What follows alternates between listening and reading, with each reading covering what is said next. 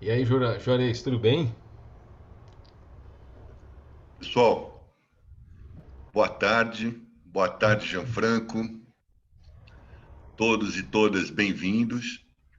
Abrimos a sala da quarta jornada desse nosso seminário, que é um patrocínio, um apoio, uma realização da Associação Brasileira da Construção Industrializada de Concreto, da BICIC.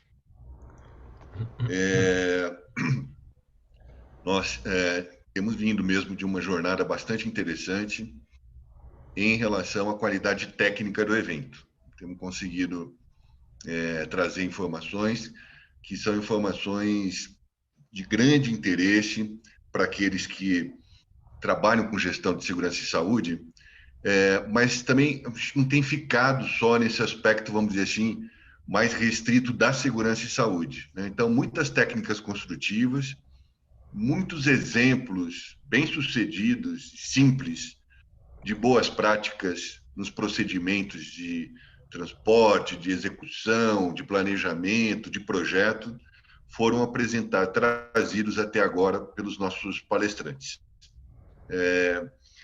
Ontem, realmente, nós tivemos aí uma jornada bem intensa, né? Começando com a questão da destinação de resíduo, e depois tivemos aí, por um problema técnico, uma mudança de sala, mas o evento continuou e nós pudemos ver um case extremamente rico da Matec, né? Uma obra de grande dimensão, com milhares de trabalhadores, e que foi executada, a obra chamada PAC da Cidade, né? Foi executada em São Paulo, reunindo aí uma série de mais de 12 torres com soluções muito especiais de engenharia. Uma parte dessas imagens e dos depoimentos já remeteu ao tema de hoje, né, o tema principal de hoje, que é a questão dos procedimentos com trabalho em altura, mas não no nível de detalhe que nós vamos ter oportunidade de ver, né, através da apresentação do engenheiro Gianfranco, especialista em segurança e saúde no trabalho, mas também muito focado na questão de trabalho em altura. Contribuiu com a concepção da norma regulamentadora 35, em todas as suas etapas, grupo de trabalho em São Paulo, grupo de trabalho em Brasília, comissão tripartite, aprovação da norma e, mais recentemente, pequenas alterações e adaptações que a norma sofreu nesse processo de revisão de todas as normas regulamentadoras. Então, hoje, a ideia é que a gente entre de uma forma muito detalhada sobre as perspectivas de proteção, medidas de proteção para trabalho em altura. Obviamente, esse setor, que é o setor da construção industrializada, em cada uma das suas etapas, seja na indústria, seja na logística do transporte, seja na colocação dessas peças nas obras, seja uma preocupação muito grande. O grande risco do setor, sem dúvida nenhuma, é acidente com queda de material sobre trabalhadores e trabalhadores caindo de altura. Então, vamos dizer assim, todo cuidado é pouco, né, quando se fala na norma 35, nas outras normas que têm impacto na norma 35, para o setor da construção industrializada. Acho que, do ponto de vista de uma introdução, é isso que nós temos que aproveitar ao máximo, pessoal, e aproveitem mesmo, tá? Aproveitem, inclusive no aspecto das perguntas, porque o que nós temos aqui hoje, quem nós temos na sala hoje, conhece do assunto, né? Está absolutamente aí preparado para responder qualquer questão que seja relacionada com o tema que nós vamos tratar. Então, eu quero fazer a minha saudação, dar as minhas boas-vindas ao querido amigo, colega, engenheiro Gianfranco Pampalon. Seja bem-vindo, Gianfranco, e nós desejamos aí, não precisa nem desejar, mas enfim, né? Desejamos uma excelente apresentação. A palavra é sua, fique à vontade.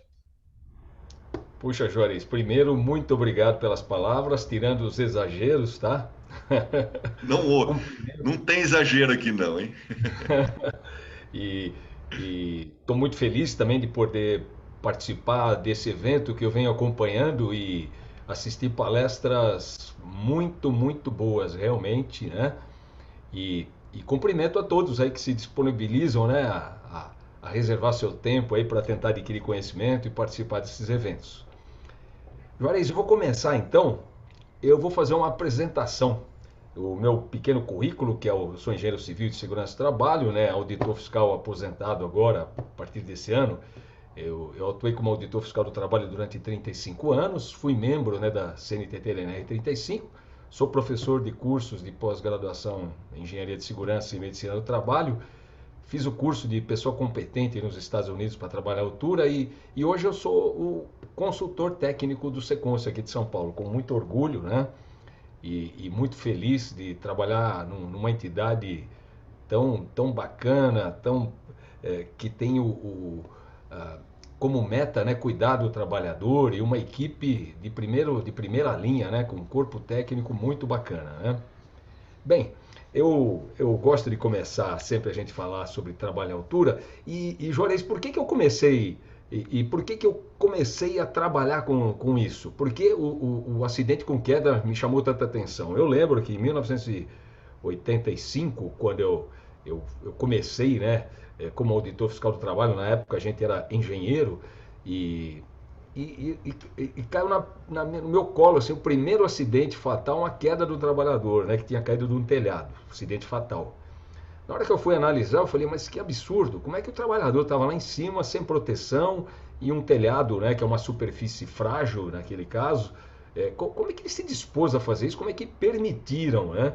E isso me chamou muito a atenção, e ao longo de 35 anos, esse meu espanto continua porque a grande maioria dos acidentes graves e fatais com queda são, seriam facilmente evitáveis, com pouco de planejamento e atendendo aos requisitos legais que já hoje são mais robustos, né?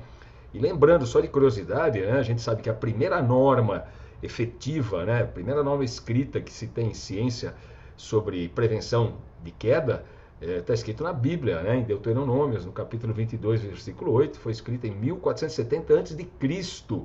E lá nesse capítulo ela diz que você tem que zelar pela segurança das pessoas, né, para evitar que alguém caia, né? Por isso você precisa colocar a proteção coletiva. Então, desde mais de 3.000 anos existe essa preocupação, mas infelizmente ela vem ainda.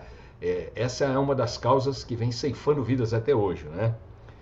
E quando a gente vai fazer uma análise também dos acidentes e da ocorrência de acidentes com quedas, a gente primeiro vê que é o desconhecimento do risco. Eles desconhecem ou não valorizam o risco como ele devia ser, né? O respeito a essa possibilidade de acidente com queda. A falta de cultura de segurança e saúde também e a baixa disciplina operacional. Olha que interessante, eu já não sou mais auditor fiscal, mas um grande amigo me mandou uma foto de uma obra que ele via lá do apartamento dele, de trabalhadores lá fazendo a forração de uma laje, né, da forma da laje, os trabalhadores usando sim o EPI, mas não tinham uma linha de vida, ou seja, se eles caíssem, eles iam cair com equipamento de segurança, né? E isso reflete o quê? Uma falta de planejamento, a falta de projeto e a improvisação. Isso é um problema grave que nós temos ainda hoje, né? Que era, se eu fosse pegar a análise do acidente que eu comentei, que eu vi em 1985, era exatamente por esses motivos. Outra coisa também é que a liderança não está comprometida com relação à segurança do trabalho. Quando eu falo liderança na obra, eu estou falando do engenheiro, do gestor, do diretor de contrato, do mestre de obra, do encarregado, do feitor. Eles sabem que segurança do trabalho é responsabilidade do profissional da área de segurança. E eles dão até o exemplo negativo. O exemplo negativo é, por exemplo, quando eu incentivo, quando eu dou um prêmio para aquele trabalhador que fez aquela coisa de forma mais rápida, então eu estou dizendo indiretamente para ele, falou, olha, evite cumprir a norma, porque isso atrapalha o desenvolvimento da obra, né? Mas infelizmente alguns de vez em quando caem. Outra coisa também que acontece muito no setor da construção civil é a responsabilidade não definida, né? Se fala que é da segurança e saúde do trabalho, mas é de todos os líderes, dos empregados mais velhos que têm essa competência, esse conhecimento, né? Outro problema também é a pressa em produzir. Isso causa uma série de improvisações, né? E aí com consequente acidente. O direito de recusa, apesar de estar escrito em várias normas, estável e agora está estabelecida na NR1, ele não está muito bem estabelecido nas empresas, porque trabalhadores temem, né, exercer esse direito com medo de represália, porque eles são mal interpretados, né? Eu, se empresário fosse e um trabalhador me alertasse da possibilidade de um problema grave, eu ia agradecer muito, né? Porque ele se preocupou, né, com o meu patrimônio, o patrimônio da minha empresa, dos meus trabalhadores e com ele mesmo. Mas infelizmente não é assim que as pessoas enxergam esse tipo de pessoa. SST, né, Segurança e Saúde do Trabalho, é uma obrigação, porque se eu não cumprir, eu vou ser multado, autuado, interditado, embargado. Segurança do Trabalho é uma ferramenta excelente que ela ajuda a impedir que o acidente aconteça, a reduzir a possibilidade da doença. Isso gera uma série de melhorias para o meio ambiente de trabalho, para a obra como um todo, né? E a gente ainda usa tecnologias arcaicas e projetos inadequados. Interessante hoje que a gente vai falar de pré-moldados, né? Que a gente já está falando com uma tecnologia mais moderna, né? Mais evoluída. Mas o principal problema, assim, para a gente concluir essa página aqui, vamos falar da complacência, né? Complacência é quando eu sei que aquilo está errado, eu sei que tem uma forma correta de eu poder trabalhar, mas a gente continua fazendo errado, isso infelizmente ainda existe. Não vou dizer que não melhoramos, né? Nos últimos anos a gente vê uma melhora substancial, mas a gente desanima quando eu vejo uma foto que nem aqui foi me mostrada hoje, né? De uma obra com risco lá iminente de queda. Bem, vamos falar um pouco aqui sobre algumas coisas com relação à queda na construção civil, né?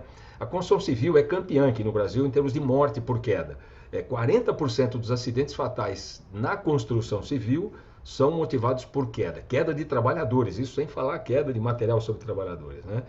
E depois da construção civil, esse item é seguido por transporte de cargas, comércio e hospitais. E olha que interessante, né? No Reino Unido, esse número chega a 49%, quase metade dos acidentes fatais no Reino Unido na construção civil são por causa de quedas, né? E a gente fala, será que lá é pior do que aqui? Não. É que eles conseguiram controlar todos os outros riscos. Mas isso é para mostrar que a prevenção de acidente com queda é complexa, é difícil, eu preciso de uma série de fatores e uma boa gestão para que ela dê certo. Quer dizer, só EPI não adianta. Eu preciso ter um projeto, uma avaliação, né, de gestão para identificar realmente as causas. O Antônio Pereira, né, na segunda-feira, chegou a fazer uma série, mostrou várias estatísticas, né, e mostrando que isso acontece em todos os países, né. O acidente com queda, principalmente na construção civil, é muito normal, muito comum de acontecer. Bem, então vamos lá. O que a norma NR35 estabelece? Né? Que qualquer atividade acima de 2 metros de altura do nível inferior ou do piso abaixo, onde haja risco de queda, eu tenho que cumprir os requisitos da NR35. Então, para eu cumprir a NR35, eu tenho 2 requisitos. Eu trabalho acima de 2 metros e a possibilidade de queda. Mas aí nós temos um outro problema, que é as atividades em alturas inferiores a 2 metros. Quando eu tenho uma altura inferior a 2 metros, eu não obrigatoriamente tenho que cumprir o requisito da NR35. Se bem que muitas empresas, construtoras inclusive, adotam essa régua, né, esse limite de altura para outras, como 1,5 m, 1,80 m. Mas é interessante lembrar que na NR1, no seu item 1.4, né, 1.4, o antigo 1.7, que falava da responsabilidade do empregador, ela fala o seguinte: o empregador é obrigado a informar aos trabalhadores os riscos ocupacionais no lugar de trabalho e as medidas de prevenção adotadas pela empresa para eliminar ou reduzir esses riscos. Ou seja, mesmo em atividades com altura inferior a 2 metros, eu sou obrigado, o empregador é obrigado a mostrar os seus riscos e as medidas de prevenção, vírgula, que nem sempre, ou na grande maioria, não é o EPI, que o equipamento de proteção individual para baixas alturas, se eu usar o cinturão de segurança com talabarte convencional, eu vou sofrer a queda e vou atingir o solo ou um nível inferior da mesma forma, né? Então é importante a gente avaliar isso. Mas como a gente vai falar de trabalhos de pré-moldados, o pré-moldado tem uma série de vantagens, né, com relação à gestão de risco. Eu tenho um número muito inferior de trabalhadores que numa obra convencional. Eu vou lá com a estrutura pronta, que vai ser içada e colocada, né, dentro da minha estrutura, e eu dispenso aí armadores, fase de concretagem, forma, e um monte de outros detalhes, né? Então eu não preciso lá de um pátio de armação, eu não preciso de um pátio de formas, então eu tenho uma série de vantagens e esse menor número de trabalhadores, ele representa também um risco potencial menor, não é? E lembrando também que na NR35, né, ela fala o seguinte: cabe ao empregador garantir a implementação das medidas de proteção estabelecidas nesta norma e garantir que qualquer trabalho em altura só se inicie depois de adotadas as medidas de proteção definidas na norma. E a gente vê que isso é um item que já começa, né, a gente imaginar o descumprimento que acontece aí, né? Outra coisa importante também, cabe ao empregador assegurar a relação do inventário de riscos com as medidas de prevenção. O inventário de risco é um dos elementos que compõe o PGR, né, o Programa de Gerenciamento de Riscos da NR1, onde lá eu tenho que fazer a identificação dos perigos, avaliar o nível de cada risco relativo a cada perigo, classificar esse risco e a partir do momento que eu classifico, eu relativizo esse risco como muito importante e esse vai ter que ser tomada uma medida, né, de prevenção urgente ou não, dependendo da classificação do risco. E lembrando, para trabalhar em altura, eu só posso permitir que o trabalhador formalmente autorizado pelo trabalhador possa fazer essa atividade em altura. Então, esse trabalhador autorizado é aquele que foi submetido e aprovado num curso de capacitação com carga horária mínima de 8 horas, né, com o conteúdo programático estabelecido na NR35, mas ele ter sido considerado apto pelo médico, baseado inclusive nos riscos a que ele vai estar exposto. O médico vai propor uma série de exames médicos, né, às vezes complementares, para avaliar se ele está apto para exercer essa função. Lembrando, a partir de agosto agora do ano que vem, quando for implementadas definitivamente a nova NR7-1 a 18, o médico vai ter uma responsabilidade maior na hora de avaliar esses riscos, porque o risco, essa classificação de risco e os perigos vão estar no PGR e ele vai poder balizar o tipo de exame médico. O que a gente espera que acabe é aquele exame específico ou generalista para quem trabalha à altura. Alguns trabalhadores que trabalham à altura estão expostos a riscos maiores, porque eles ficam mais tempos expostos, eles estão a altura maior, ou seja, em caso de queda ele pode sofrer um dano, uma severidade maior, ou a atividade dele é mais exigente em termos físicos, né? Então o médico do trabalho vai ter que criar ou fazer esses exames médicos baseado nesse risco. Então não vai existir mais aquele padrão genérico para trabalho à altura. Alguns vão precisar de exames mais robustos, outros nem tanto em função dessa classificação de risco, né? E lembrando, a NR1 diz que a organização deve evitar os riscos ocupacionais que possam ser originados no local de trabalho. Eu tenho que evitar os riscos de trabalho em altura. E existem metodologias e sistemáticas para a gente fazer isso. Eu tenho que identificar os perigos e as lesões ou agravos à saúde. O perigo do trabalho à altura é eu trabalhar, por exemplo, numa escada, trabalhar num andaime, trabalhar numa viga para poder fazer uma amarração, trabalhar numa estrutura, numa grande altura. Então, o perigo são todos esses ambientes, essas ferramentas que eu uso, e a lesão para trabalhar à altura a gente sabe que são ferimentos graves, né? Fraturas e coisas assim. Agora a gente vai avaliar o risco ocupacional identificando o nível de risco. Então é o que eu estava comentando. Trabalhos mais extenuantes, que exigem mais fisicamente, ou aquele que eu tenho uma frequência maior de trabalho, onde eu faço isso diariamente, rotineiramente, e isso é um risco maior do que uma atividade que eu faço ela de forma eventual, né? classificado o risco, aí sim eu vou adotar as medidas de prevenção baseado em prioridades. Os riscos maiores têm uma prioridade e um tempo curto menor para a implantação das medidas de controle. Aí eu vou implantar essas medidas de prevenção, isto tudo está no projeto. Quando a gente fala projeto para construção civil, é o antigo PCMAT, né, e o futuro PGR, onde vão ter que estar elencados todas as medidas de proteção. Então eu tenho que estabelecer isso e baseado na ordem de prioridade, né? Onde ela diz que primeiro eu tenho que eliminar o risco, segundo, medidas e soluções de engenharia, como proteções coletivas, medidas administrativas ou organizacionais e, por fim, e em último lugar, o EPI. Quando nenhuma das outras forem viáveis ou possíveis, eu vou utilizar o EPI. E como o EPI é a última barreira de proteção, ela não pode falhar. Então, fornecer um cinturão de segurança sem fornecer para o trabalhador uma linha de vida, um local para ele poder conectar esse cinto, não vale nada. Por isso que a gente chama de sistema de proteção individual contra a queda. E o importante é acompanhar o controle desses riscos ocupacionais para avaliar se essas medidas implantadas são eficazes para, primeiro, reduzir a possibilidade de ocorrência de acidente, né? Diminuir a probabilidade que ele aconteça e, se vier a acontecer, que ele tenha a severidade menor possível. E a gente vai mostrar alguns exemplos para vocês.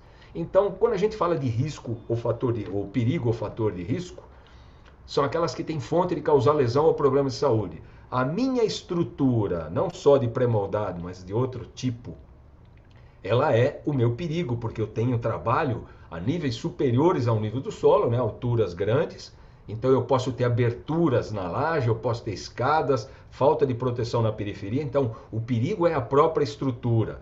O perigo é eu trabalhar com um guinda alto e ter que fazer uma manutenção numa das hastes. É eu trabalhar com uma pente, né? Antiga PTA, que hoje a gente chama de pente, é um trabalho em altura, e isso é um perigo. E esses perigos trazem riscos, né? Olha, eu trabalho com uma escada, o perigo que eu encontro é a própria escada. Se ela estiver em boas condições, eu diminuo um pouco o risco. Se o trabalhador for bem treinado, o risco vai ser menor. Mas o potencial de risco de uma escada é grande. Só para lembrar, na construção civil dos Estados Unidos, 25% do total de mortes na obra é motivada por trabalhos com escadas.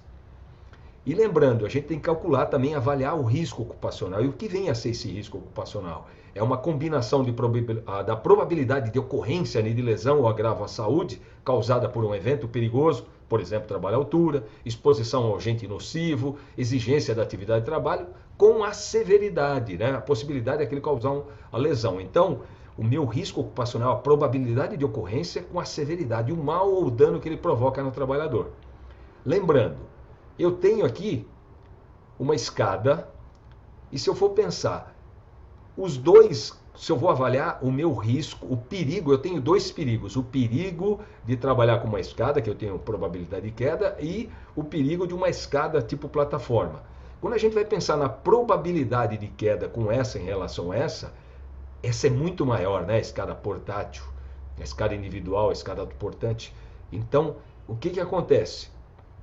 Na probabilidade, a escada plataforma ganha, porque ela é mais estável, ela permite que eu trabalhe numa área de plataforma cercada por um guarda-corpo.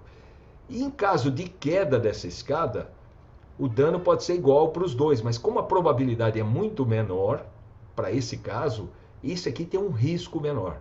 Eu consigo fazer isso menor.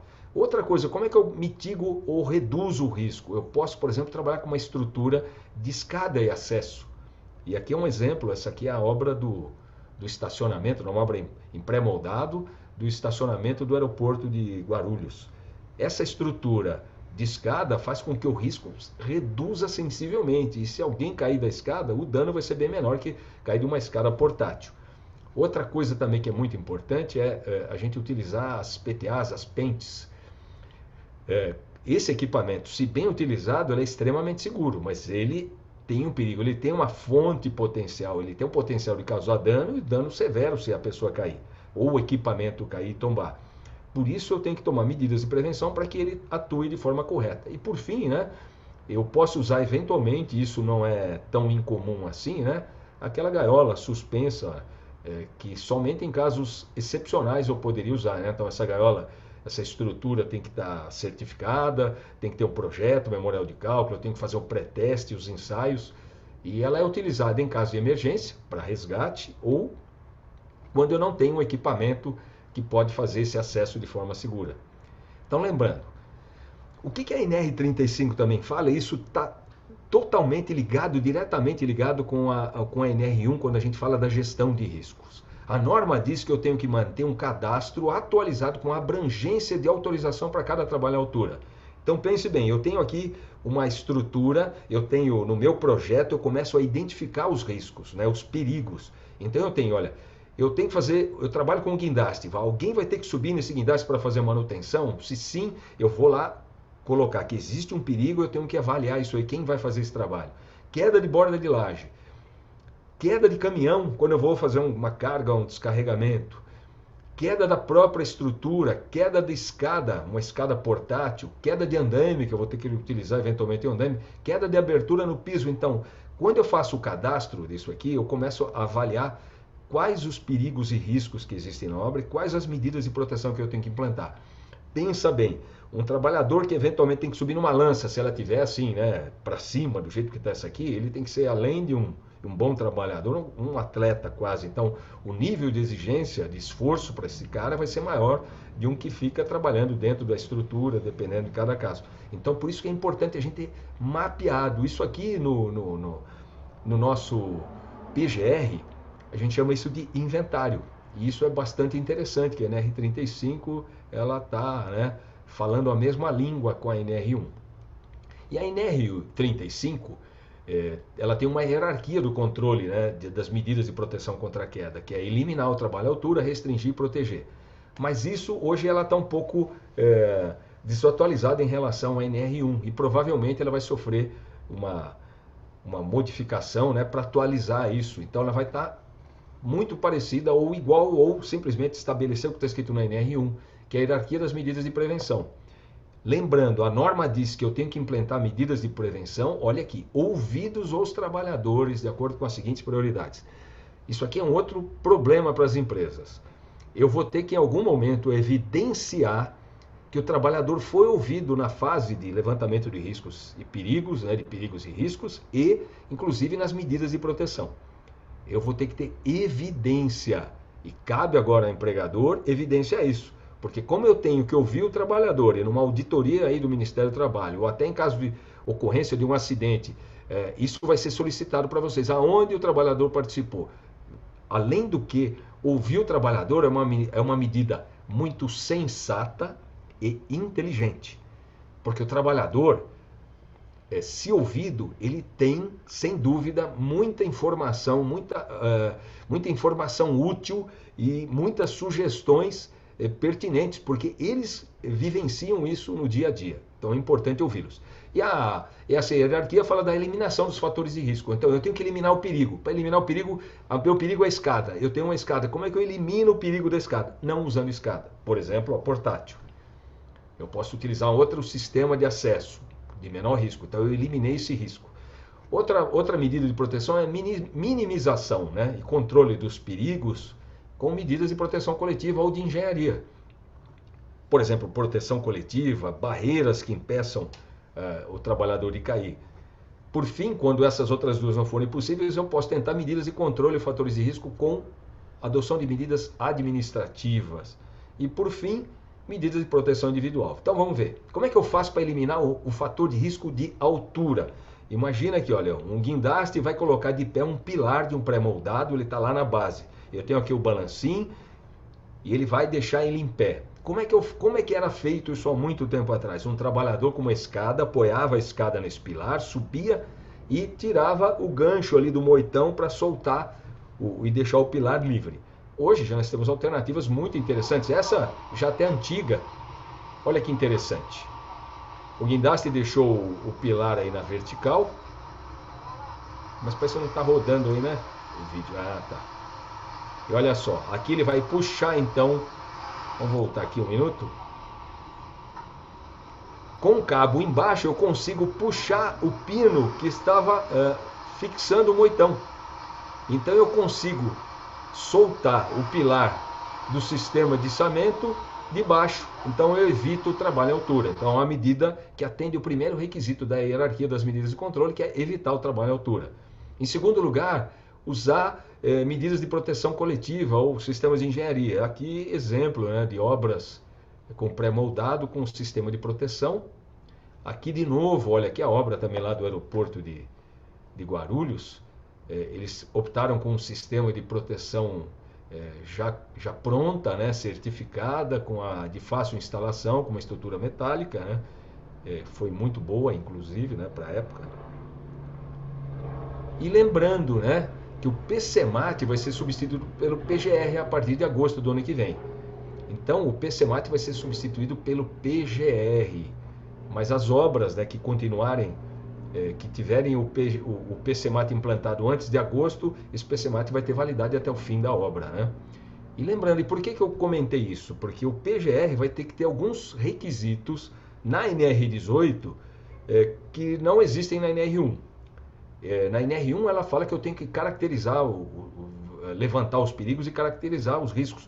Mas como a gente conhece alguns riscos que são inerentes à obra, ela tem uma série de requisitos. Quer dizer, além de atender os requisitos previstos na NR1, que são os inventários dos riscos, tudo, eu tenho que ter alguns projetos, inclusive, olha, os projetos do sistema de proteção coletiva, que a gente sabe que eu tenho que utilizar durante a minha obra, em algum dado momento, uma proteção coletiva, no caso aqui, para impedir queda de trabalhadores. Eu tenho que ter também, já no meu PGR, o projeto do sistema de proteção individual contra a queda. Minhas linhas de vida, meus pontos de ancoragem, meus dispositivos de ancoragem, e a relação dos EPIs e respectivas especificações técnicas. Então, aí no caso seria um cinturão de segurança com talabarte comum ou um talabarte que ele é acoplado a um trava-queda retrátil e vários sistemas, um sistema de restrição. Eu vou ter que colocar isso. Por isso, essa fase de projeto é fundamental para eu informar esses requisitos aqui no PGR. E lembrando, né, o gerenciamento de risco ocupacional, entre outras coisas, né, ele pede para analisar acidentes de trabalho, ter um plano de ação para emergência, eu tenho que identificar os perigos, fazer a avaliação de risco e fazer o controle dos riscos. No PGR, essa parte aqui se chama inventário.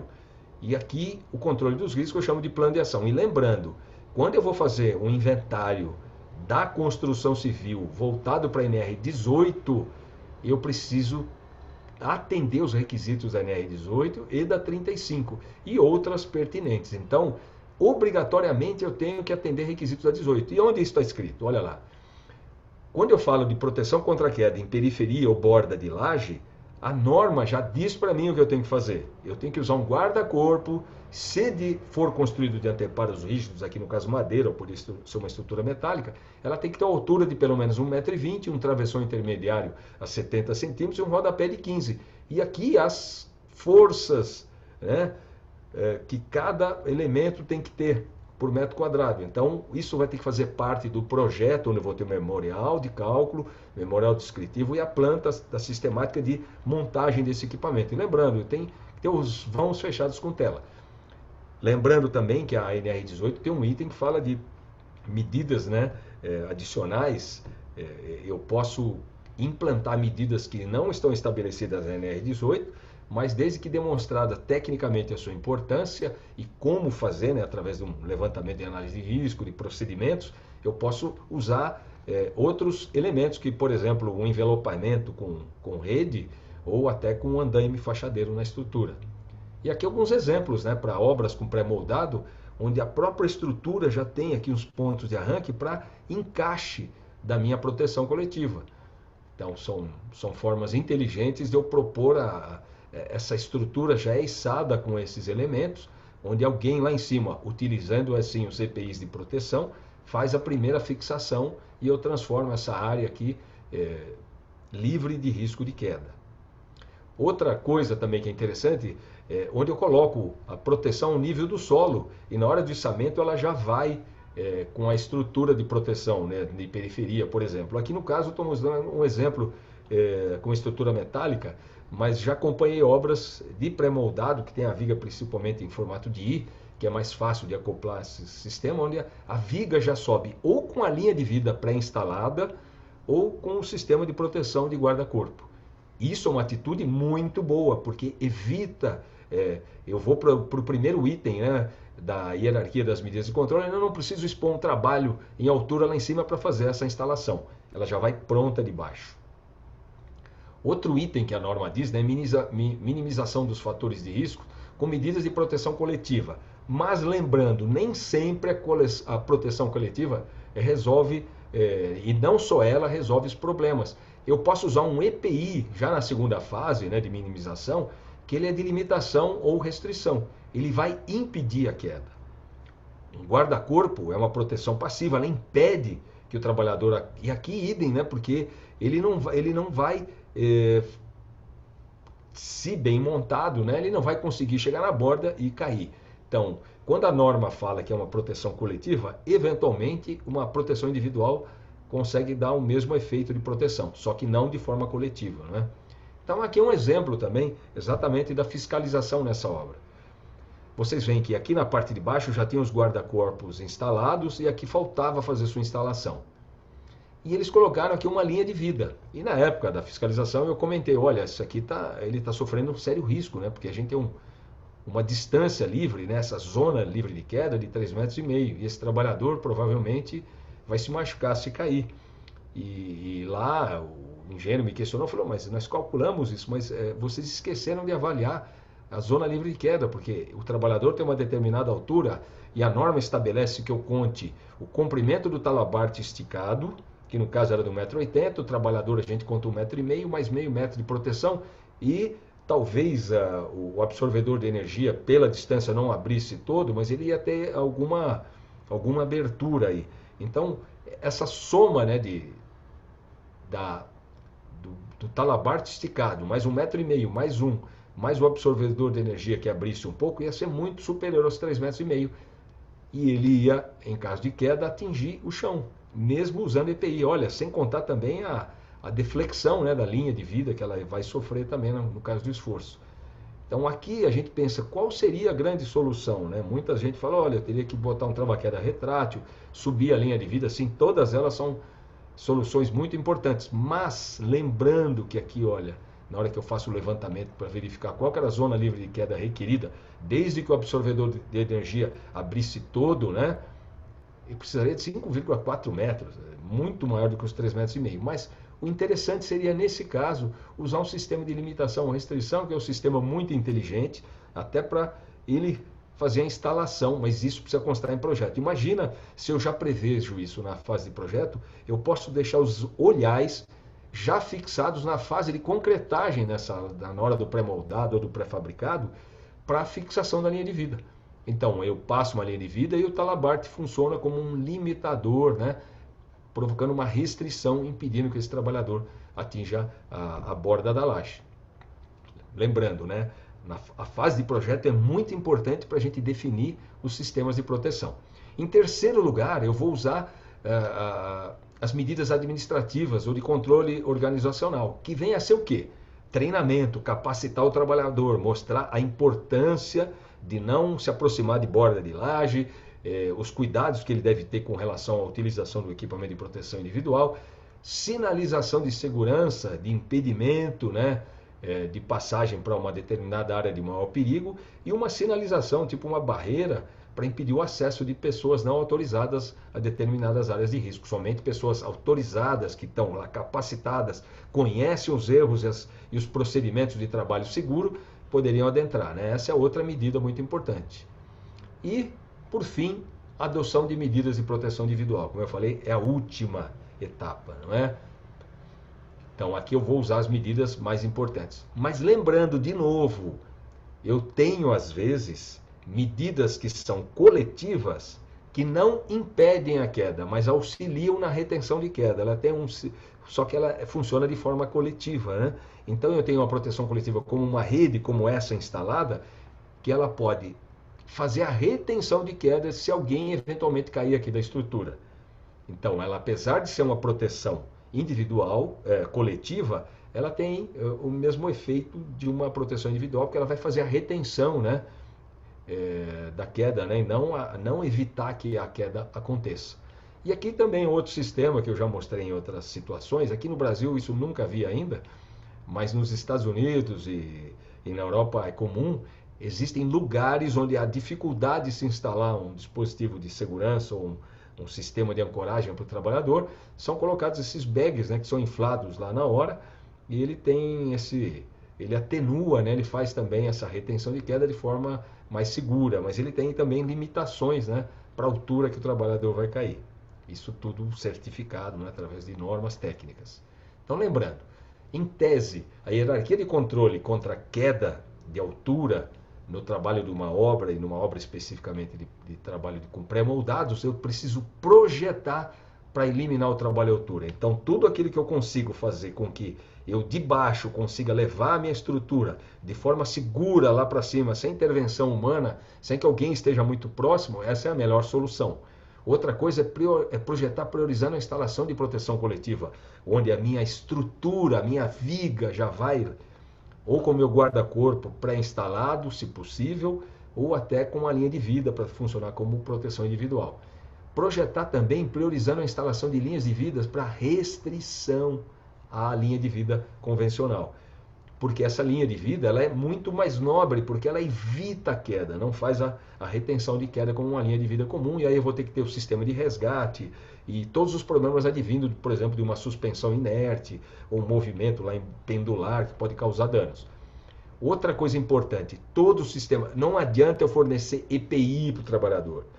Eu dou um EPI para o trabalhador, um cinturão de segurança, mas eu tenho que mostrar para ele aonde ele vai se conectar para ficar 100% seguro. E a norma 35 estabelece que o trabalhador tem que ficar 100% do tempo conectado. E importante também projetar para minimizar homem-hora de exposição ao risco de queda. E isso, um trabalho feito com pré-moldado, reduz significativamente o número de horas de trabalhadores expostos a um risco de queda. Imagina uma estrutura convencional onde eu tenho que montar formas, escoramentos, cimbramentos, pilares, viga de forma, aí eu tenho que subir, fazer a escada, concretar essa escada, fazer a desforma dessa estrutura de periferia, de pilares altos, trabalhar com escada, com esse risco todo, onde eu preciso de uma equipe de carpinteiros, de armadores, de pedreiros e ajudantes, né?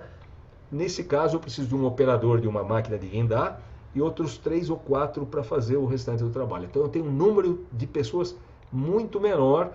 Quanto menos gente, melhor, menos risco, eu tenho um risco menor de exposição à queda. E lembrando também, né, a norma obriga, né, se você não consegue evitar o risco de queda, obrigatoriamente eu sou obrigado a usar um sistema de proteção contra a queda. E esse sistema de proteção contra a queda é dividido em sistema de proteção coletiva contra a queda, que é prioritária, e por fim o sistema de proteção individual contra a queda. O que a gente tem visto aqui no Brasil ultimamente é a utilização muito grande de redes de proteção, que eu vejo com bons olhos, que é um sistema bastante interessante para você fazer ou impedimento da queda, né, limitando, não impedindo a queda quando ela está colocada dessa maneira, ou fazendo uma retenção de queda de forma segura. E por fim, o sistema de proteção individual contra a queda. Ou seja, eu tenho um cinturão de segurança, eu tenho que ter um elemento de ligação e um ponto de ancoragem, um sistema de ancoragem, um dispositivo de ancoragem. E lembrando que esse sistema de proteção contra a queda ele tem que ser adequado à tarefa. Então eu não posso comprar um dispositivo que é bom para uma determinada tarefa, mas não funciona para aquela. Ele tem que ser selecionado também de acordo, né, com a consideração dos riscos adicionais. Olha só, eu vou fazer um trabalho de solda, e aí eu vou ter que trabalhar então com um talabarte de cabo de aço, né? Porque ele resiste mais à fagulha, né, incandescente de um respingo de solda, né? Porque a fibra sintética poderia se queimar e ela, fazendo qualquer dano, reduz a resistência do equipamento. E lembrando, quem seleciona, quem determina o local específico, a melhor solução, é um profissional qualificado na área de segurança do trabalho. Cabe ao engenheiro de segurança do trabalho, ao técnico de segurança definir isso naquele projeto, naquela situação, naquele cenário, né, para achar a melhor solução nesse caso. E lembrando, né, todos os sistemas de proteção contra a queda, coletivos ou individuais, têm que ser projetados por um profissional legalmente habilitado, ou seja, um engenheiro que tem competência, né, dentro lá do CREA para fazer esse projeto. Engenheiro civil, mecânicos, outros mais, né? Mas é importante que esse projeto tenha memorial descritivo, memorial de cálculo e a planta e a sistemática para instalação, porque nós vamos ter que ter aí outros trabalhadores com capacitação para montar todos esses equipamentos de forma que atenda os requisitos de projeto. E lembrando, né, que nós temos outro elemento dentro da estrutura de pré-moldados, que são as plataformas elevatórias móveis de trabalho, as PENTES, né, as antigas que a gente chamava PTA. Para vocês terem uma ideia, essa NR18 que vai vigorar agora a partir de agosto, ela modificou uma série de itens e ela fala que os requisitos de segurança e medidas preventivas, bem como a verificação para destinação de posicionamento de pessoas e as suas ferramentas, é necessário atender à norma técnica nacional vigente. E existe uma norma que é a 16776. Então essa norma dá todas as identificações de segurança. Por isso a NR18 ficou enxuta, porque ela delegou, né, para essas normas técnicas todos os detalhamentos técnicos, né, que inclusive, né, a especificação do fabricante, que como eu aplico o material, qual que é a sistemática de operação, como eu faço a manutenção e as inspeções periódicas. Esses itens são parecidos com o que já existia na norma anterior, né? Mas ela fala que no uso da pente é vedado o uso de pranchas, escadas, etc. sobre a pente, né? Para eu conseguir subir, alcançar lugares mais altos. A utilização como guindaste, essa plataforma elevatória móvel de trabalho, ela existe para transportar pessoas e alguns equipamentos e ferramentas, não para transportar material. Realizar trabalho sobre condições climáticas de risco. Lembrando, olha, ventos fortes, chuva, ventania, raios são riscos se você opera com equipamento desse ao ar livre, né? Então, recomendações de segurança, isso pode molhar o piso também, trazer outros perigos adicionais. Operar o equipamento fora das especificações. Lembrando, né, aquela necessidade do disjuntor diferencial DR nesse equipamento vai deixar de existir, porque a NBR não vê necessidade, né, e isso não vai ser mais necessário. E usar a pente para transporte de trabalhadores e materiais. Numa obra, inclusive, de pré-moldados, que eu fiscalizei, a plataforma de trabalho ela estava sendo utilizada como elevador para transportar os trabalhadores. Eu falei, não, isso não pode, né? E por que isso acontecia? Porque a escada também pré-moldada, que não havia ficado pronta, não tinha chegado na obra. Então você vê, um problema de planejamento de obra criou um risco adicional não previsto no PCMAT na época, que era você ter que usar uma plataforma elevatória para fazer o acesso, o transporte de passageiros, né? E lembrando, o operador tem que ser previamente capacitado pelo empregador, devendo realizar a inspeção diária no local. Lembrando também, uma novidade que veio agora na NR18 é que ela deixou de exigir 8 horas como carga horária para treinamento do operador da pente para apenas 4 horas. Isso está criando um certo conflito aí, precisa avaliar, né? Se essas horas realmente, essas 4 horas são suficientes ou isso vai sofrer um reajuste. Muitas empresas, né, o próprio IPAF, que é uma entidade internacional que certifica e cadastra os instrutores, ela vai continuar treinando os trabalhadores com a carga horária de 8 horas, que é uma característica mundial, né, dessa entidade. Lembrando também que o operador ele tem que ser capacitado, né, e para realizar a inspeção diária. E trabalhadores devem utilizar cinto de segurança tipo paraquedista ligado ao guarda-corpo do equipamento ou outro dispositivo específico previsto no fabricante. Ele tem esse pictograma. Olha, aqui é o local certo para a gente fixar o meu cinto de segurança. Muitas pessoas ainda perguntam hoje, mas o que adianta o cinto de segurança lá em cima se o equipamento tombar ou cair, não é? Eu vou mostrar para vocês aqui um exemplo. Graças a Deus isso não é no Brasil, então vou adiantar um pouco. Olha só, não sei o motivo, se ela estava com solo ou não resistente, mas olha, a PTA começou a inclinar e tombar.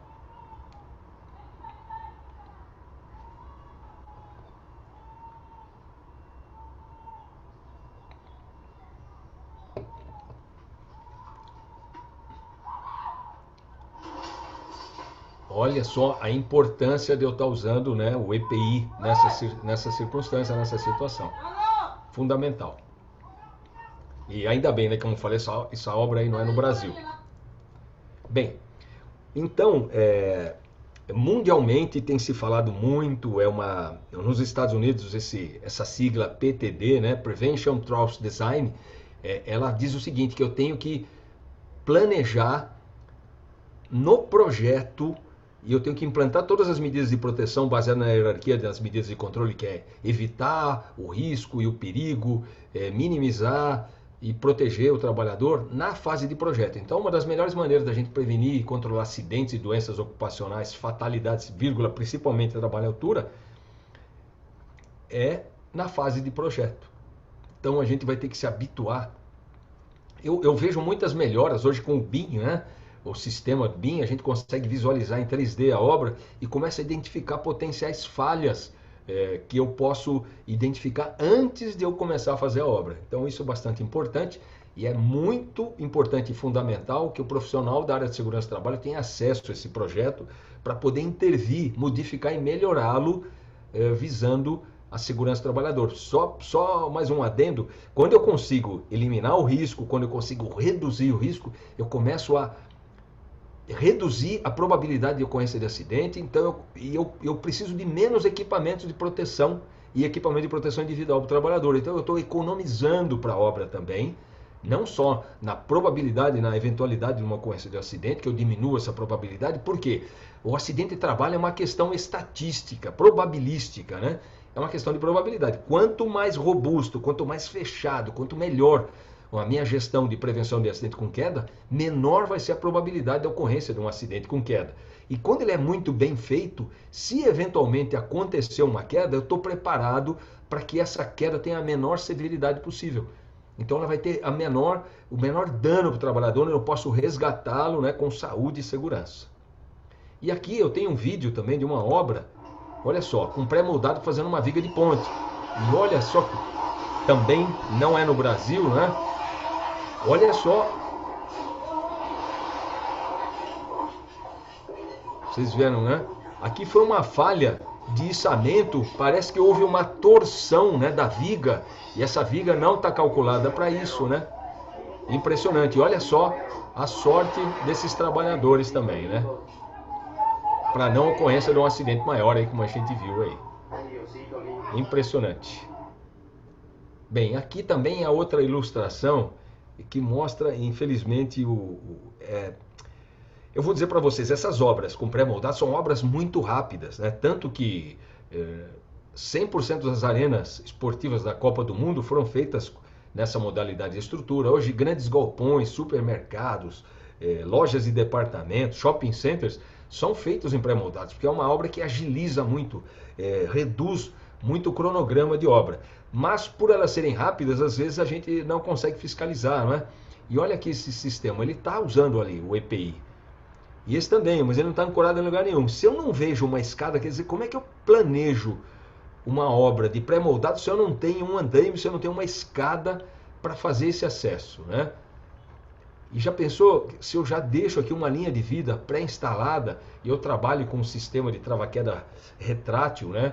Que minimiza o potencial de queda, o impacto de queda e a zona livre de queda. São itens até simples, né, de se implantar, mas a gente não vê muito isso aí. E aqui é outra obra bastante interessante, de novo, ponte, né? Olha, eu vou dizer para vocês, hoje, a grande totalidade das pontes são feitas com pré-moldados. Mas veja aqui que a gente vê vários trabalhadores aqui nessa superfície, a gente fez o acesso com uma escada aqui, que vocês veem. Aí tem uma coisa que é uma corda aqui que parece ser uma linha de vida, mas ninguém está conectado nela. E os guindastes fazendo esse trabalho. Por que não, se aqui tem, olha, elementos estruturais que facilitam a instalação de uma linha de vida e eles estarem aí conectados, ou até o guarda-corpo instalado, essas coisas da improvisação ou da gente menosprezar o risco, aí a gente acaba contando com a sorte. Isso é um problema sério e grave, né? Então, lembrando que segurança do trabalho é fazer o possível dentro daquele risco identificado. Então, aqui eu tenho certeza que era mais do que possível eu instalar uma linha de vida melhor instalada, mais robusta, com projeto, para que em caso de queda fizesse a retenção desse trabalhador. Não tenho a menor dúvida.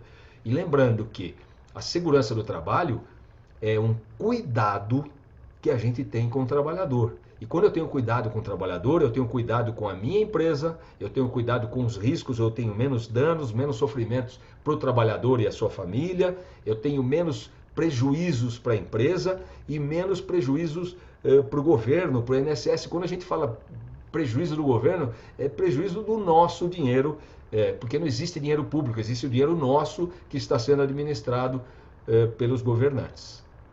E lembrando, né, que segurança do trabalho não tem custo. Segurança do trabalho, aliás, tem custo, mas não tem preço, porque ela dá um retorno fundamental para o trabalhador. E lembrando, só reforçando, tudo que a gente faz dentro do canteiro de obra, tudo que a gente faz voltado para a segurança e saúde do trabalhador é que ele volte para casa do mesmo jeito que ele entrou. É isso que a gente quer. A gente vive, né? A gente trabalha para viver, mas não trabalha para morrer.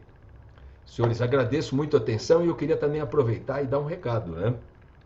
Eu estou agora trabalhando como consultor técnico do Seconce e o engenheiro Bacilli, né, que é o gerente da área de segurança, os vários engenheiros e técnicos que fazem parte do time lá, nós vamos fornecer, a partir do ano que vem, uma série de novos produtos, como os projetos de linha de vida, projeto de guarda-corpo, projeto para instalação elétrica das instalações do canteiro, né, temporárias, e tentar fazer um PGR que realmente agregue segurança para a obra e traga retorno.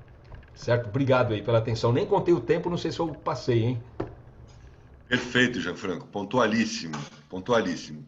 Mas nós não vamos te liberar assim de primeira, não. Tá? Eu gostaria, se fosse possível, que você voltasse, acho que no quinto slide seu, você mostrou a obra de Guarulhos, da ampliação do aeroporto de Guarulhos. E como essa obra foi muito falada aqui durante os dias anteriores, eu gostaria de te consultar sobre a possibilidade de você comentar um pouquinho, né, aquilo que você presenciou e, através das imagens também, destacar algumas das medidas, né, que nessa obra. Uma obra importante, não só pela complexidade, mas também pelo fato, né, como eu já mencionei aqui no evento anterior, de que foi uma das poucas obras públicas executadas no Brasil que terminou antes do prazo previsto, né? Exatamente por essa logística e pela opção que se fez da utilização das estruturas pré-moldadas. Mas foi um trabalho imenso. Eu me lembro de ter passado como passageiro, né, no aeroporto, e vendo um verdadeiro paliteiro, né, várias máquinas trabalhando simultaneamente e várias frentes de trabalho atuando também de uma forma programada, permitindo um rendimento e uma produtividade bastante interessante, né? Então, se você puder contar um pouquinho da tua experiência em relação ao que você ouviu dessa obra, eu agradeceria. Opa, Juarez, fico até feliz de falar isso, porque o engenheiro de segurança da obra era muito competente e o gerente, o engenheiro de segurança corporativo, era o Derneval Bastos, um profissional qualificadíssimo, muito preocupado com o planejamento. Então, quando a gente viu o PCMAT, eles optaram por não ter escada portátil, escada de mão. Então, todas as escadas que eles foram trabalhar eram escadas, aquelas tipo plataforma, né, com as duas rodinhas, com escada e guarda-corpo. Então, eles falaram, nós não vamos usar, a não ser em casos que não for realmente possível, mas eles adotaram esse procedimento. Outro procedimento era de manter esses guarda-corpos, como a gente pode ver, metálicos, onde a própria estrutura na borda, ele já tem um elemento lá, um pequeno furo, para encaixar essa proteção coletiva. Então não dependia de eu ter que fazer furações novas, tal. Então você vê, quando você planeja a obra desde o início, você começa a ter um resultado muito grande. Outra coisa interessante Você comentou, né, Juarez? Tinha uma série, aquele paliteiro, aquele monte de pilares, e eles tinham várias escadas metálicas, todas muito bem montadas, com estrutura, com andames de primeiríssima qualidade e acessos. Esse era uma coisa muito importante, a preocupação com o acesso seguro. Além disso, né, essa obra ela tinha toda a parte de terraplanagem, fundação, e depois essa obra que eu estou falando especificamente que eu visitei era do estacionamento, né? Agora a obra grande mesmo foi a do aeroporto, onde você tem pé direito lá de 12 metros, 8 metros em alguns lugares, instalação de escadas rolantes. Então, olha, o planejamento. Então, cada passo, cada detalhamento da obra foi planejado e pensado. Não só, né, na parte de cronograma, de chegada de material e equipamentos, mas seleção do guindaste. Quando a gente fala isso, né, fazer içamento com guindaste requer todo um planejamento. O plano de rigging, ele determina a escolha primeiro do melhor equipamento para atender aquele requisito. Depois, a necessidade de verificação se existem interferências, né, que podem atrapalhar o desenvolvimento do trabalho, tipo instalação elétrica e tal. Resistência do solo, a movimentação. Eles fizeram uma compactação, brita, e usavam também pranchas metálicas de grande calibre, né, para fazer o patolamento, né, para poder fazer a distribuição das tensões no solo do equipamento. Então eles tinham um planejamento na parte de elevação de carga e equipamento, com a escolha do melhor equipamento que tinha disponível na época, né, os mais modernos, a capacitação dos, uh, dos operadores dessas máquinas, os mestres encarregados dessa obra, eles tinham um padrão de vigilância e segurança que pareciam técnicos de segurança. Então, isso que me chamou bastante atenção. Aí a liderança estava comprometida com o requisito de prevenção de acidente. Então, eles chamavam atenção, participavam de reuniões semanais para avaliar o PCMAT, o que podia ser melhorado, uma cobrança constante dos fornecedores para que atrasos, imagina atraso de guarda-corpo e a obra ficar desprotegida. Então isso era monitorado com uma antecedência muito grande. Então isso foi um case de sucesso, né? Foi uma obra que não teve um acidente com queda grave e uma obra de grande porte e, por incrível que pareça, Juarez, você comentou, né? Antes do prazo. Isso daí, em termos de custos para a empresa, em custos administrativos, e você poder inaugurar, né, um equipamento antes do tempo, era tudo que o cliente queria. Por isso, a gente não está muito habituado aqui ainda, né, a usar muito pré-moldado ou pré-fabricado, mas é uma excelente técnica para reduzir não só custo e diminuir cronograma de implantação, mas ela reduz o nível de acidente quando você faz a coisa bem feita. Sim, eu acho que tem um aspecto interessante, tanto na obra da Matec, né, que foi apresentada ontem, como na obra da ampliação do aeroporto de Guarulhos, eu não ouvi falar em ocorrência de acidente que tivesse alguma proporção mais grave, né? O que significam obras de grande volume, de movimentação de materiais e presença de trabalhadores, com planejamento e gestão adequada, atendendo aquilo que é o nosso desejo, né? E aquilo que é, em geral, aqui nessa sala, o trabalho de todos, a garantia de que se possa executar as tarefas com segurança e com eficiência. Esses dois aspectos aí são muito importantes. O nosso querido Miguel, Opa, acabei de nosso ler aqui, colega, grande Miguel, um abraço para nosso colega você. está sempre presente nos eventos, interessadíssimo, né, no tema de trabalho em altura, e também já foi nosso palestrante ano passado no evento o simpósio, segundo simpósio de trabalho em altura. Ele pergunta, aliás, é uma informação que eu também passei recentemente aqui nessa sala, né, sobre a questão do PCMAT, né? O nosso entendimento, o meu entendimento é esse, coincide com o seu. Mas o Miguel faz uma pergunta de fiscal mesmo, né? É aquela pergunta, onde é que está escrito, né, que o PCMAT, que foi elaborado antes da vigência da nova norma, que parece que ocorre em agosto, tem validade até o final da obra, né? Em todas as exposições que eu vi até hoje, isso ficou para mim muito claro, né? Que o que está feito já é um entendimento de que tem que ter a sua vigência completada. Mas, interessante, não sei, eu não tenho de momento essa resposta. Talvez você tenha, Jean. Sim, tem Né? essa. Como é que é esse entendimento do ponto de vista legal? A própria NR18, né, quando ela comenta, ela vai falar do PGR, né, na portaria está escrito que a vigência do PCMAT vai valer até o fim da obra se ele for implantado antes da data da vigência da norma, que é agora 1º de agosto. Então, até dia Ok. 31 de julho, se eu comecei a obra e pus o PCMAT, ele tem essa validade. Isso está escrito realmente na própria portaria, e lá está assim, isso já está Ok. pacificado. Sim. Na portaria, não no texto da norma, né? Na portaria que encaminha a norma. Isto. Eu vou até Ok. buscar aqui. Bom, Eu vou interromper o compartilhamento. Gente, ficou uhum. esquisito nessa esse fundo aí, né? Que Não, eu acho que está ok, está harmonioso.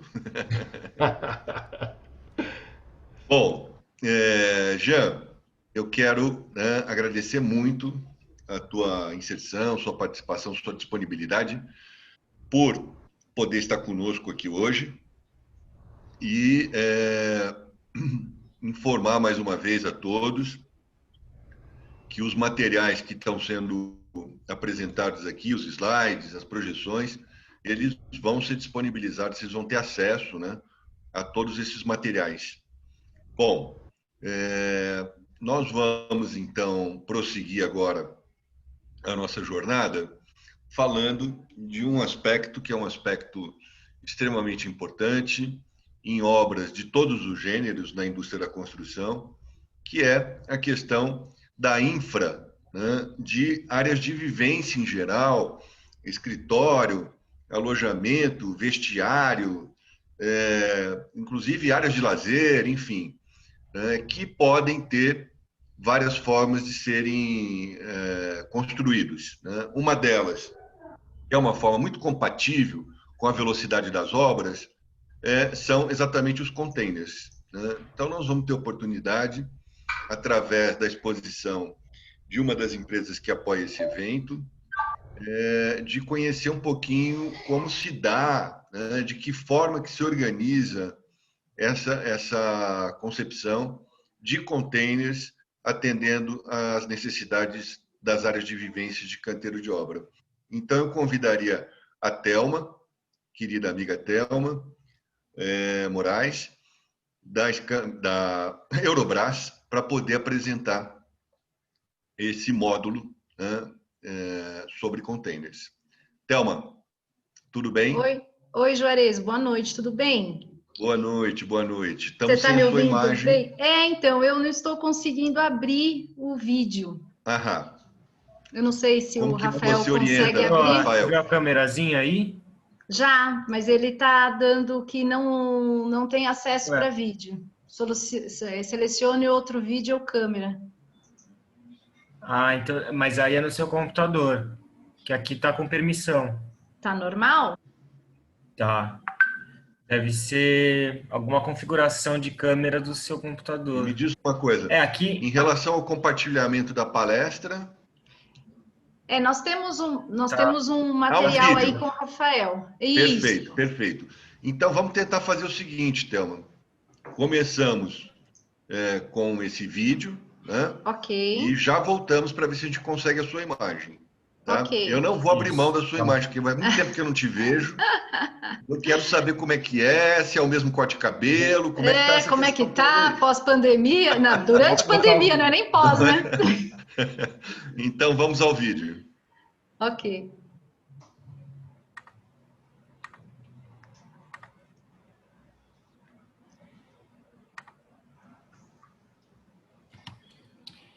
Ah, só um minutinho, peraí.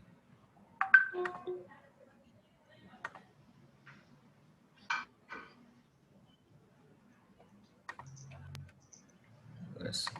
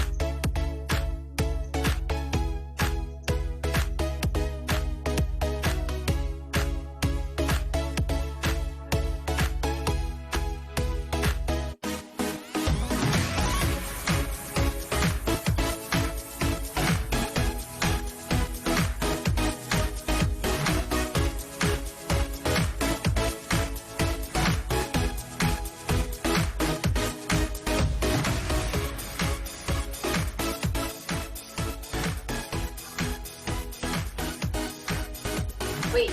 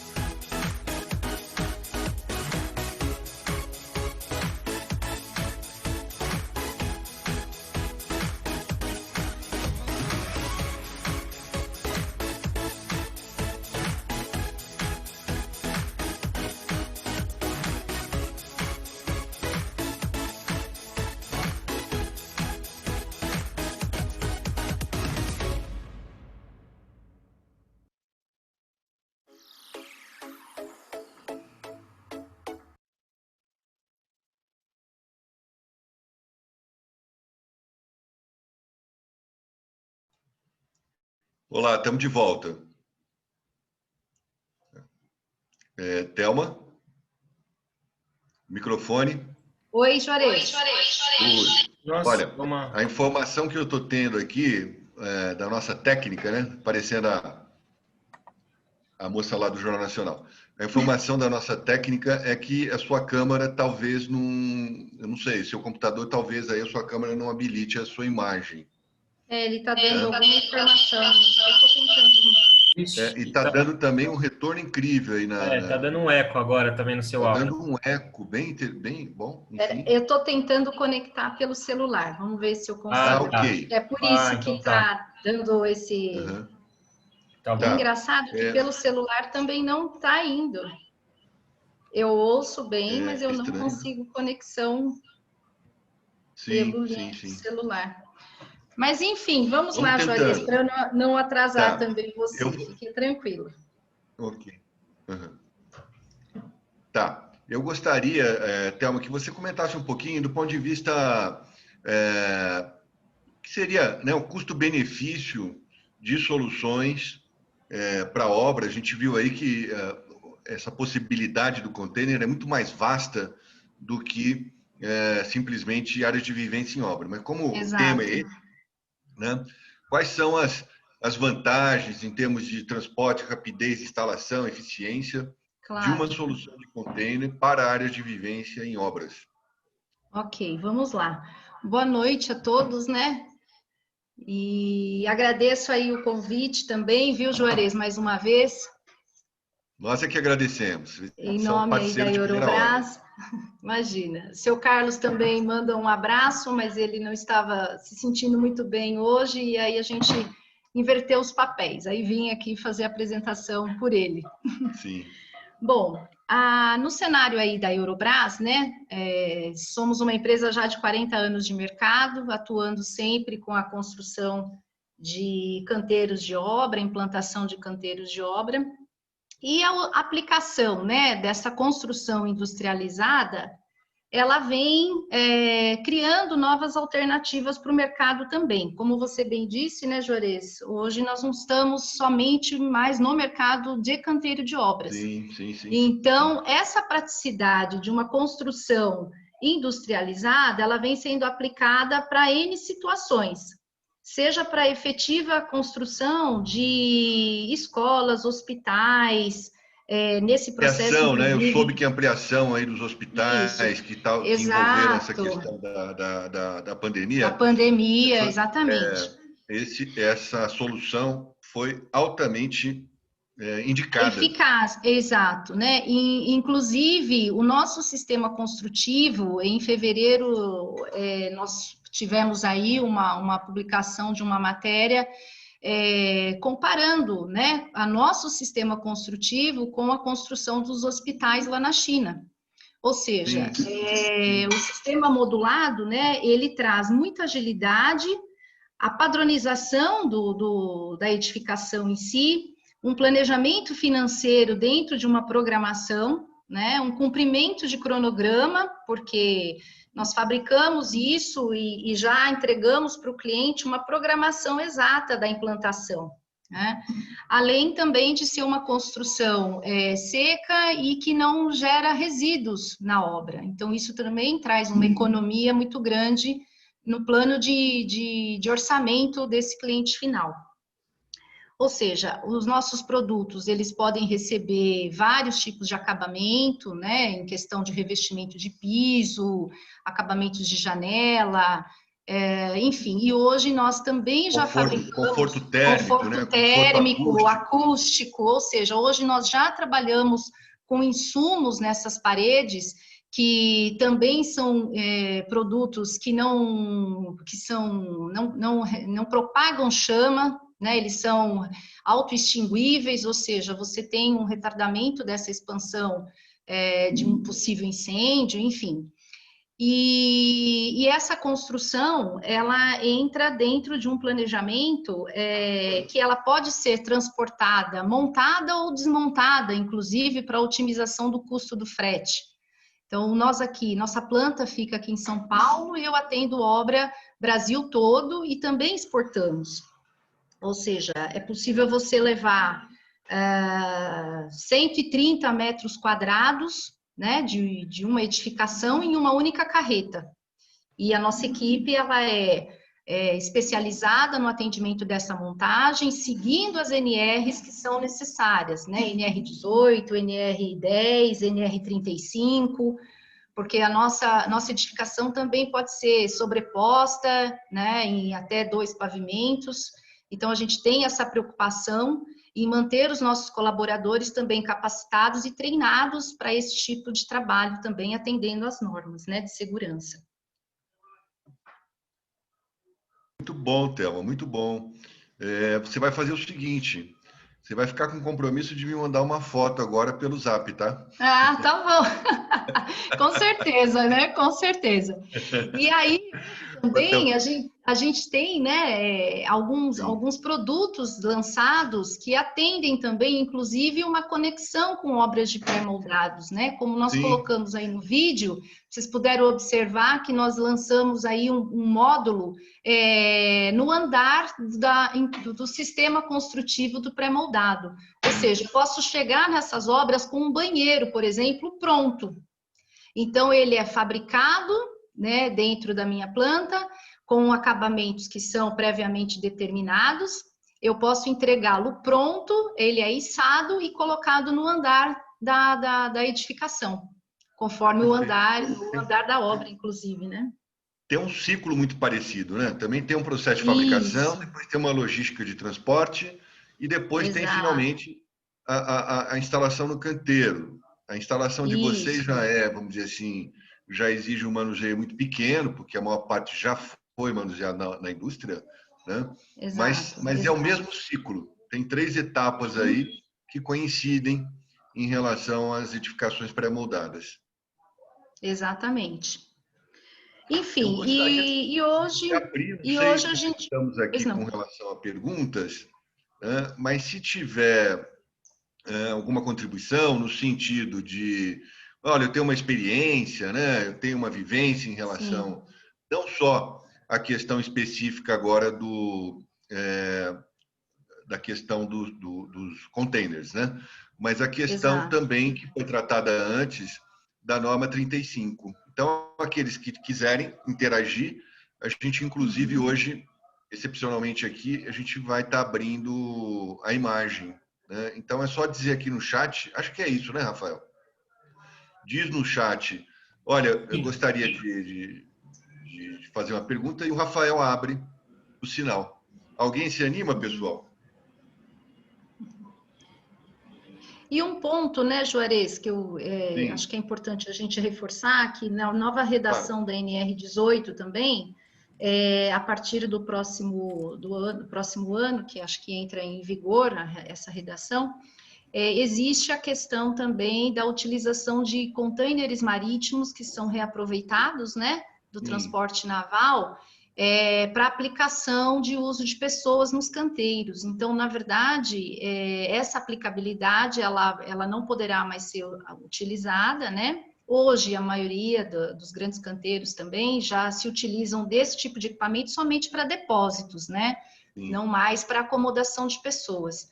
Até porque você não tem o histórico do que foi transportado dentro. Claro. Então, você expõe, né, o usuário desse equipamento sem ter um histórico prévio há riscos. Exato, há riscos de contaminação química, exato, né? Sim. Mas, enfim, ele ainda poderá ser utilizado desde que sejam para exclusivamente depósito de equipamentos e materiais. Muito bom, Thelma. Aqui, olha, o Carlos Paixão nos ajudou com uma questão, já foi dita, mas ele precisou agora em que item que está dito, né, que a validade do PCMAT persiste. É o 18.17.1. Obrigado aí, Carlos, pela sua contribuição, colaboração. Tem uma pessoa também na sala, que é a Giovânia. Ela esteve conosco no primeiro dia, depois nós não conseguimos mais localizá-la, e ela é sorteada de um manual da ABSIC. Então, eu pediria, Giovânia, se você estiver na sala, dê algum tipo de pista para o Rafael, para que ele possa te encaminhar o manual, ok? Nós também temos aqui... Nós. Pode mandar e-mail no contato@trabalhevida.com.br, ou também, caso você tenha recebido o link de acesso pelo nosso WhatsApp, também pode mandar para o nosso WhatsApp os seus dados. Então, e hoje nós vamos, com relação aos dois manuais, né, o que nós vamos fazer? Eu vou pedir, Thelma, que você possa ser portadora de um dos manuais para o seu Carlos. Né? O seu Carlos, ele, enfim, extremamente atuante, né? Tem uma visão técnica muito aprofundada, e eu tenho certeza que ele vai gostar do material, do conteúdo que foi produzido pela ABSIC nesse manual. E o outro manual vai ficar aqui para o Carlos Paixão, tá? Pela sua contribuição, esclarecendo, né, ou nos situando no subitem da norma aqui, que num primeiro momento não estava tão precisado, né? Bom, alguma questão, pessoal, que vocês queiram trazer, que vocês queiram colocar? Repetindo, né, todas as palestras estão disponibilizadas, todo o material vai ser também disponibilizado para todos, né? Então, e uma questão que eu acho que é extremamente relevante amanhã nós nos encaminhamos para o fechamento do nosso ciclo de palestras, né? Bom, amanhã, em alguns lugares, é feriado, tá? Mas eu chamaria a atenção de todos os profissionais, né, para a importância do tema e do palestrante que vai se apresentar amanhã. Nós vamos estar falando em gestão, e o Gilmar Tribelato é um pesquisador da Fundação de São Paulo, que contribuiu desde o primeiro momento para uma concepção mais moderna de gestão, né? Então, a norma regulamentadora 1, ela tem uma contribuição expressiva desse modo de ver a gestão do Gilmar. É uma palestra imperdível, né? E eu acho que vale a pena vocês empregarem uma parte aí do feriado para poder nos acompanhar nessa jornada, né? Bom, eu não sei, a nossa presidente Ira está presente? Ela não está, mas eu tô. Alessandro, eu vou te passar essa informação, tá? E amanhã a gente informa para todos os outros inscritos também. Ok, bom, de qualquer forma eu faço então, em nome da presidente da BSIC, né, uma saudação a todos, dizendo que a gente encerra então a nossa jornada de hoje por aqui. Agradecemos muito, né, a participação dos que estão na sala e principalmente a participação dos nossos palestrantes de hoje, engenheiro Gianfranco e a Thelma, né? Muito obrigado a vocês. Um bom fim de tarde, uma boa noite, né? E um bom descanso a todos. E espero todos aqui amanhã, hein? Até. Tchau, tchau. Ok, obrigada, Juarez. Obrigado, querida. Obrigado mesmo. Aguardo a foto. Tá bom. Um abraço, gente. Obrigada. Tchau, tchau.